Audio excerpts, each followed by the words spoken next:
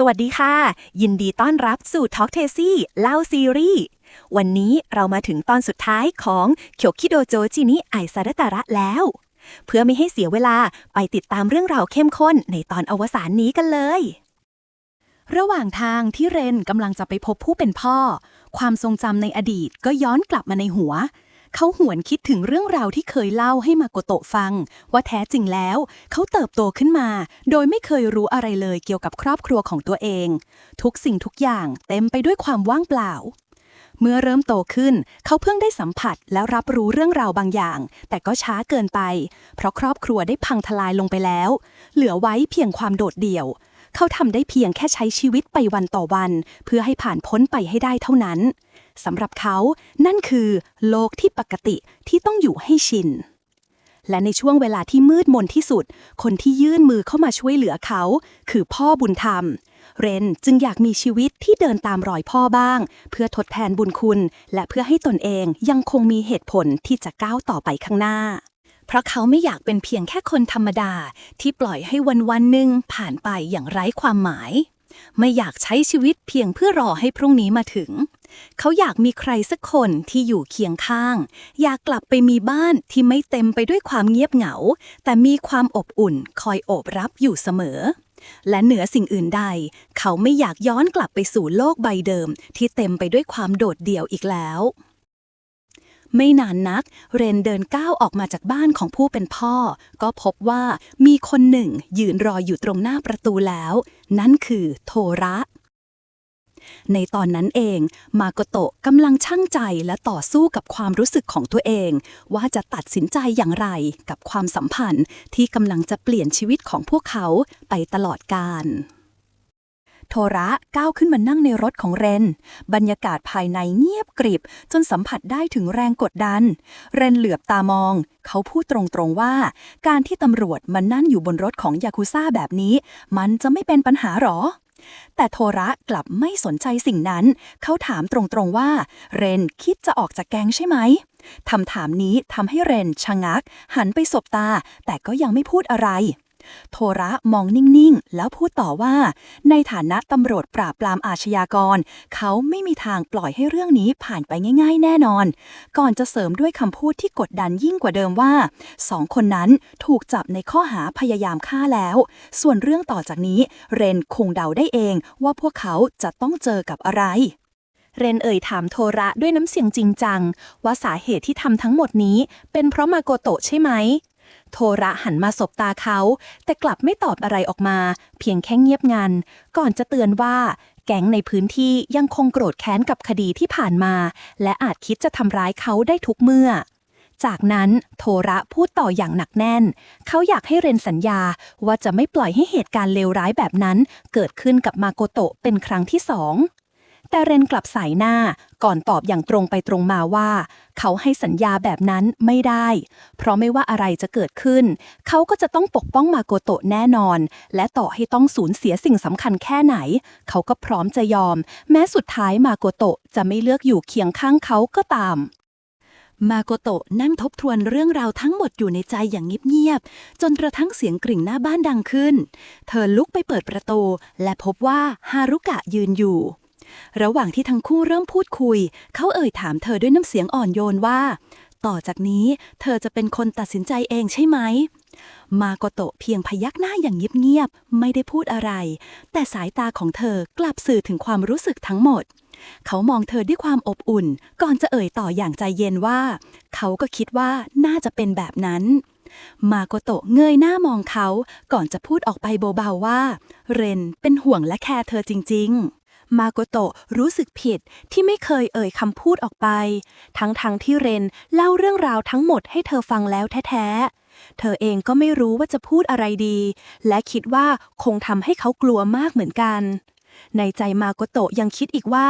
เธอควรเป็นคนที่เข้าใจเขามากที่สุดแต่กลับกลายเป็นว่าตัวเธอเองหนีปัญหาไปเสียเฉยๆในขณะเดียวกันโทระที่เต็มไปด้วยความโกรธเดินเปิดประตูออกมาจากรถเขาหันไปต่อว่าเรนกำลังพยายามหนีความจริงแค่การขอให้เธออยู่ต่อเรนก็ยังไม่กล้าพูดแล้วดันโยนภาระการตัดสินใจทั้งหมดไปให้มาโกโตะแทนแบบนี้มันไม่ถูกต้องเลย เรนตอบโทระทันทีด้วยน้ำเสียงหนักแน่นว่าไม่ได้เป็นแบบนั้นโทระมองเขาอย่างตั้งคำถามและถามต่อว่าแล้วมันเป็นแบบไหนกันแน่เรนเงียบไปชั่วครู่ก่อนจะเอ่ยด้วยความจริงใจว่าเขาเองก็ไม่มีสิทธิ์ที่จะตัดสินใจแทนเธอขณะเดียวกันมาโกโตะที่กำลังพูดคุยกับฮารุกะก็คิดอยู่ในใจว่าเธอเองก็อยากบอกเขาอยากให้เขาอยู่ด้วยกันกับเธอแต่คำพูดนั้นฟังดูเห็นแก่ตัวเกินไปเธอจึงยังไม่รู้ว่าทำอย่างไรดีฮารุกะที่ได้ยินทั้งหมดก็ได้แต่คิดตามก่อนจะพูดกับมาโกโตะด้วยน้ำเสียงสงบว่าไม่ว่าเหตุผลจะเป็นอย่างไร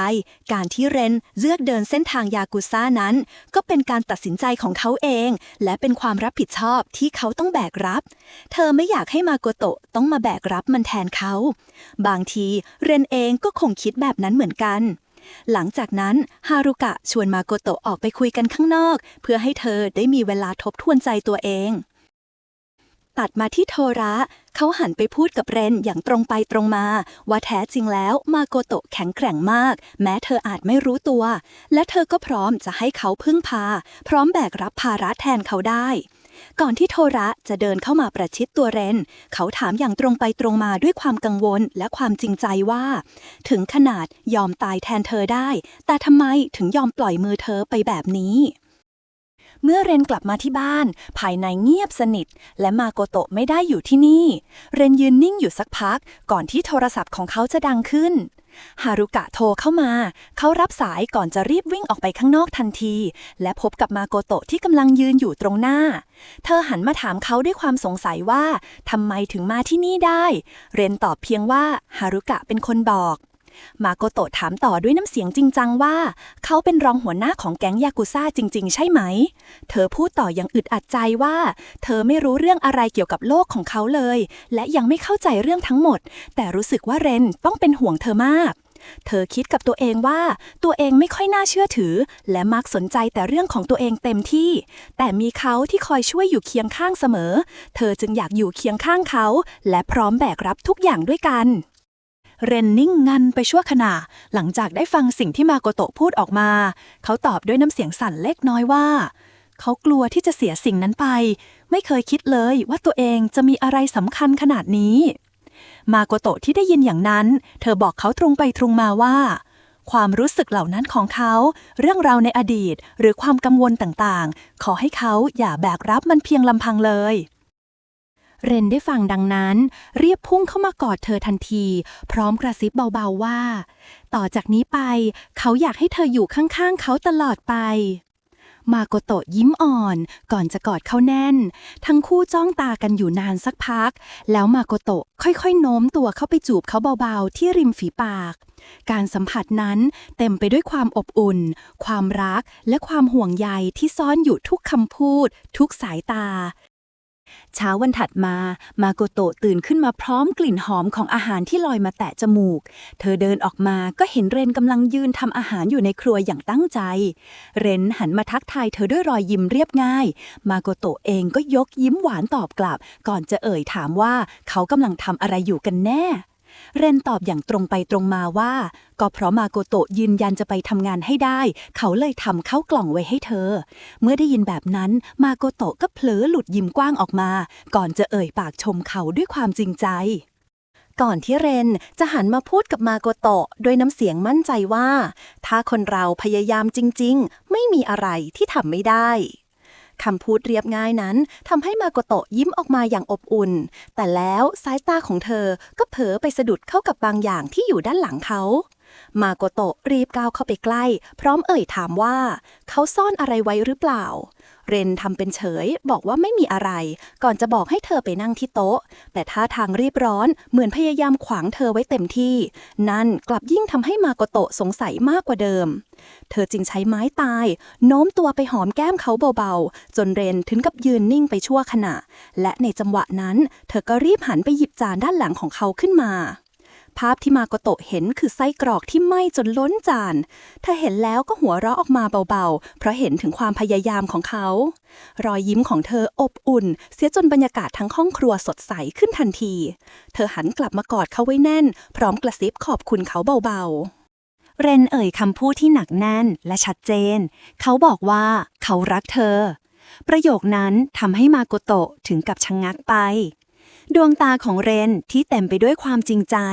จนมาโกโตะไม่อาจปฏิเสธความรู้สึกที่ล้นขึ้นมาในใจได้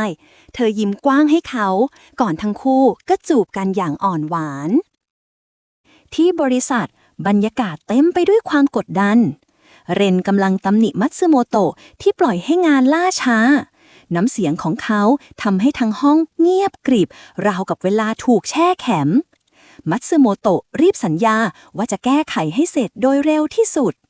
ทว่าแทนที่จะกดดันต่อเรนกลับเดินเข้ามาตบไหล่เขาเบาๆก่อนที่เขาจะเดินกลับไปตลอดช่วงเวลาทำงานเรนกับมาโกโตะยังคงแอบส่งรอยยิ้มและสายตาให้กันอยู่เสมอแม้จะเป็นเพียงช่วงสั้นๆแต่ก็เต็มไปด้วยความหมายจนกระทั่งเลิกงานมาโกโตะที่เดินออกจากอาคารบริษัทและทันทีที่ก้าวออกมาก็เจอโทระที่นั่งรออยู่ด้านหน้าทั้งคู่หันมาสบตากันก่อนจะส่งรอยยิ้มเล็กๆให้กันอย่างเป็นมิตรมาโกโตะเอ่ยคำขอโทษออกไปด้วยน้ำเสียงจริงใจโทระหัวเราะเบาๆอย่างไม่ถือสาก่อนจะพูดเชิงล้อเลียนว่าเขาคงเป็นฝ่ายแพ้อีกครั้งเขาหันมามองมาโกโตะแล้วถามด้วยน้ำเสียงผ่อนคลายว่าครั้งนี้ไม่เป็นไรใช่ไหมเธอทำได้เพียงพยักหน้าตอบรับพร้อมรอยยิ้มอ่อนโยนโทระถามต่อเพื่อให้มั่นใจขึ้นอีกนิดว่าถ้าให้คะแนนครั้งนี้คงเต็ม10อีกใช่ไหมมาโกโตะหัวเราะน้อยๆก่อนตอบรับรอยยิ้มนั้นทำให้โทระยกยิ้มกว้างขึ้นเช่นกันไม่นานคู่หูของเขาก็เรียกกลับไปทำงานโทระจึงหันมาบอกลาเบาๆมาโกโตะไม่ลืมกล่าวคำขอบคุณอย่างจริงใจเขาเพียงยักไหล่แล้วเอ่ยด้วยน้ำเสียงเรียบง่ายว่าการช่วยคนก็เป็นงานของตำรวจอยู่แล้วคู่หูของเขาหันไปบอกโทระด้วยน้ำเสียงจริงจังว่าตอนนี้มีความเคลื่อนไหวใหม่เกี่ยวกับแก๊งฟุโดไกขณะเดียวกันแก๊งฟุโดไกเดินขึ้นมาจากบันไดหนึ่งในนั้นเรียกใครบางคนว่ารองหัวหน้าแต่ทันใดนั้นเสียงหนักแน่นก็ดังขึ้นมาตัดบทการเรียกนั้นว่าเลิกเรียกเขาแบบนั้นสักทีฮารุกะเดินขึ้นมาพยายามฟังรายละเอียดกำหนดการที่ลูกน้องกำลังรายงานอย่างตั้งใจเพราะตอนนี้ตำแหน่งของเขาได้เปลี่ยนไปแล้วเรนที่เดินผ่านมาหยุดสายตาไปยังอีกฟากถนนที่นั่นเขาเห็นฮารุกะยืนอยู่สายตาของทั้งคู่สบกันโดยไม่ได้นัดหมายในแววตานั้นไม่จำเป็นต้องมีคำพูดใดๆเพราะต่างคนต่างเข้าใจดีแม้เส้นทางในชีวิตจะพาให้ไปคนละทิศแต่ความผูกพันในฐานะเพื่อนที่ดียังคงอบอุ่นและมั่นคงไม่เปลี่ยนแปลงมาโกโตะที่ทำอาหารอยู่ในครัวได้ยินเสียงประตูเปิดก็ดีใจจนรีบวิ่งออกไปต้อนรับเรนทันทีเรนก้าวเข้ามาแล้วโอบกอดเธอแน่นบอกออกมาด้วยน้ำเสียงเต็มไปด้วยความคิดถึงมาโกโตะยิ้มและกอดเขากลับก่อนจะบอกว่าเธอเองก็คิดถึงเขาเช่นกันจากนั้นเขาก็อุ้มเธอเข้าไปในบ้านอย่างอ่อนโยนในครัวมาโกโตะคอยสอนเรนทำอาหารทีละขั้นตอนบรรยากาศเต็มไปด้วยเสียงหัวเราะและรอยยิ้มทั้งคู่ต่างสนุกไปกับช่วงเวลาธรรมดาที่อบอุ่นด้วยเมนูที่ทั้งคู่ได้ทำร่วมกันที่มีค่ามากสำหรับพวกเขาก็กลายเป็นมื้อที่แสนพิเศษและมีความสุขที่สุดค่ำคืนนั้นเต็มไปด้วยสัมผัสที่แสนหวานของทั้งคู่ทั้งมือที่ค่อยๆประสานกันรอยยิ้มที่สื่อความรู้สึกโดยไม่ต้องเอ่ยคำพูดและแววตาที่เต็มไปด้วยความเข้าใจลึกซึ้งเช้าวันถัดมามาโกโตะรีบออกจากบ้านเพื่อไปทำงานแต่ยังไม่ทันเธอจะก้าวเท้าออกไปเรนก็รีบคว้ากระเป๋าที่เธอถืออยู่ก่อนพร้อมเอ่ยชวนอย่างขี้เล่นให้เธอออกไปทำงานด้วยกันมือของพวกเขาจับกันอย่างเปิดเผยราวกับประกาศให้โลกได้รู้ถึงความสุขเรียบง่ายที่พวกเขามีอยู่เรนยิ้มอย่างเป็นธรรมชาติหัวใจเต็มไปด้วยความสุขแบบคนธรรมดาที่ควรจะเป็นความอบอุ่นจากมือที่จับกันนั้นทำให้เขารู้สึกว่าทุกเช้าที่ตื่นขึ้นมานั้นเต็มไปด้วยความหมายในที่สุดเรื่องราวความรักที่เต็มไปด้วยการตัดสินใจและบททดสอบใหญ่หลวงก็ปิดฉากลงแล้วแต่การเดินทางของซีรีส์ดีๆยังไม่จบแค่นี้